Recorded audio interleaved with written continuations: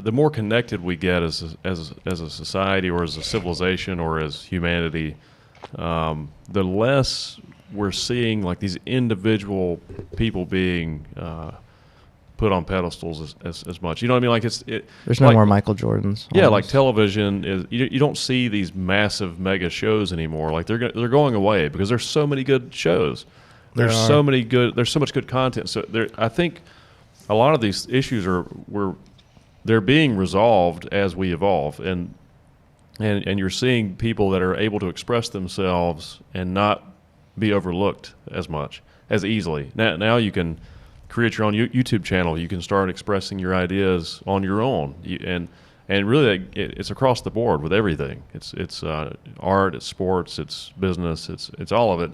And if you're really good at something or you're really passionate about something, you can share that passion with other people and become very successful with that.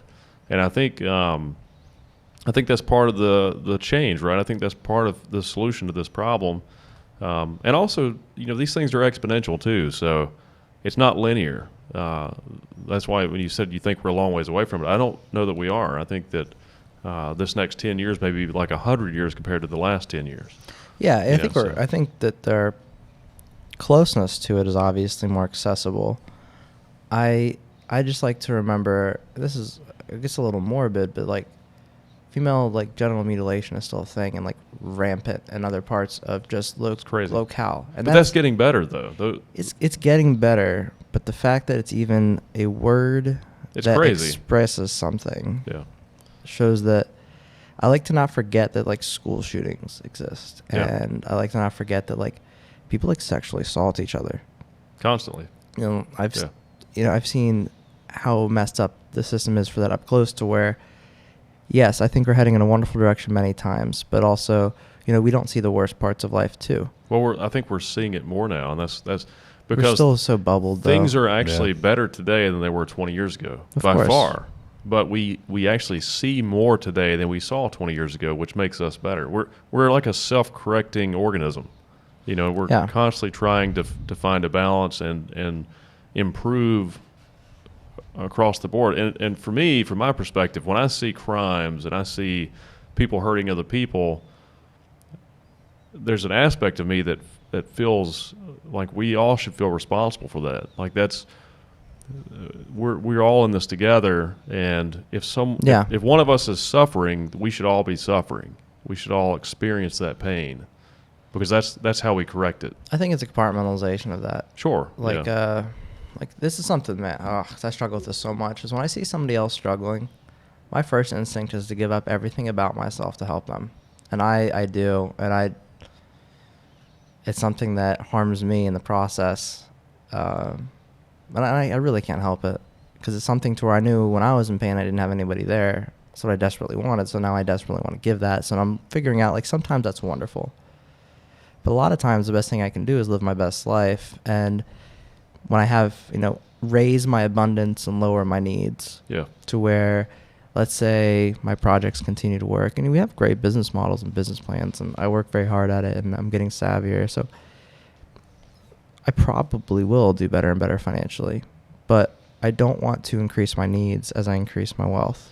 Well, here's I want to do the exact opposite. And as I do that, then I have all this abundance to where I feel no need to save it. I feel safe and secure. It's where I'm like, what can I do with this? What's interesting? Yeah. I would tell you to do something that generates passive income so that you can give every month, give every week, give over and over and over. The problem is when you said it's almost self-deprecating, but you literally, if you give your whole self to where it's your own detriment, you can only do that so many times, right? And right. You literally, the well runs dry. That's right. Yeah.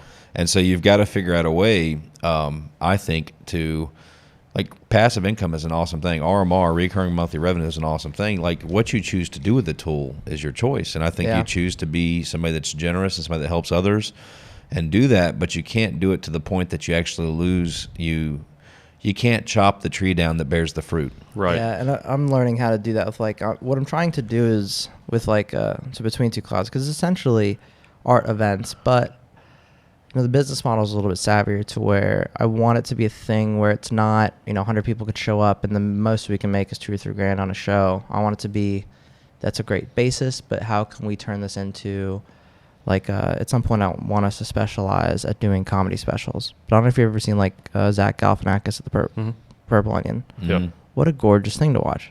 But then if you watch most comedy specials, like, I love Dave Chappelle, but his comedy specials could be a lot cooler. Yeah, we're planning to do some of those too. So, Some stuff like that, yeah. like, I want to take these shows and take a really artsy approach to it and ask the hard questions and back against the wall, like, you know. But entertainment's a great business to create that residual income. Yeah, so I'm trying to figure out how to do it in a way where I'm not putting my hands in too many pots. Like, I'm already doing a lot, so how can I create that passive income, which is also me pursuing something which is interesting and exciting, which is also me pursuing something I know makes the world a better place, which is also me, you know, realizing that life's not fair and the world's not perfect. And, like, I hate saturation, but it's going to continue to exist. So I may as well make sure that when somebody stumbles upon what I do, at the very minimum, I know it's not something I just did for money, but I put out something that has great intention to be as pure as I can make it. Right. Before we get too far away from this stuff, though, and the saturation thing is a good point, too. I don't think it can ever be oversaturated. I think there's 8 billion people on the planet, and it's a lot. We're constantly creating new stuff. I think the cost of things will change. I think eventually most things will be free because they'll have to be, because we'll be creating so much new stuff. Yeah. That the current system won't work. But as far as what you're talking about how you want to increase your resources but decrease your needs to make a difference, there's a few things. Just us having this conversation helps make the difference. Yeah. Because it's not just us having this conversation. Millions of people are having, maybe billions are having this conversation. And it's these ideas that are powerful that make these changes, because our whole construct is based on ideas. It's all ideas. Even the money itself, 95% of it is just ideas. You know, it's just digital. So I think having the ideas is the first key to the solution to the problem. And then obviously you're acting on the ideas. But also, I've seen this a lot lately in the media and on social media, people bashing Jeff Bezos for his space program or Elon Musk for his space programs. These things are very immature. Yeah, these things are very important for the progress of our society and the future of our society. And what people need to realize is people like Elon Musk or Jeff Bezos, the reason they create these big successful empires is because they have their ideas that they want to pursue to help humanity as well. And so, like, one of Jeff Bezos' ideas from a young age was to create enough wealth where he could start his own space agency, his own space company, and then he could create a company that would allow us to move manufacturing into space. Yeah. And make it autonomous, and then he wants to make the internet of the space, right? And then make the Earth the paradise that it used to be. Yeah. You know, and it would then instead of having 8 billion people on the planet, we could have 1 trillion people on the planet. You could have 1,000 Einsteins, and Elon Musk has similar ideas, but you have to have resources to get there. And even, like, I really enjoy when Elon jokes about money and stuff, because he realizes it's just a construct. We just have it wrong. We need to change it, and we won't have poverty anymore. We can do these things. And also, you don't need to, like, as you become more successful, your interest in certain things may change. You may buy more expensive things. That's not a bad thing. That's actually a good thing, because those things need to be created too, because that's part of the creative process of everything. It's all innovation. So there are certain advanced technologies in our society that are very expensive, but someone needs to buy them. For now, you know, we will change the construct of money eventually, unless we just completely destroy our whole society.